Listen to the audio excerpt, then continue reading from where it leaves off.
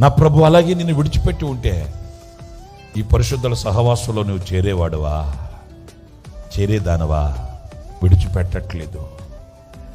ఎంత ఆశ్చర్యం చూపిస్తున్నాడంటే, నీవు ఆ ప్రాంతానికి చేరేంతవరకు నేనేమి చేయలేనయ్యా. నా ప్రియమైన సహోదరులారా, ఆ లోతైన ప్రేమను,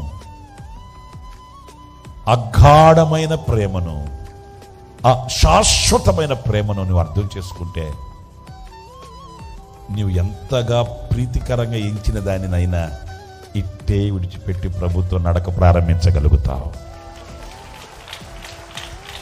నువ్వు ఎంత నీ సేఫ్ సైడ్, నువ్వు ఎంత నీ క్షేమము కొరకు ఏది అనుకున్నప్పటికీ అది నీవు క్షేమము అనుకోవు. నా ప్రభుతో నేను నిలిచి ఉండడమే క్షేమమని తలంచుకుంటావు.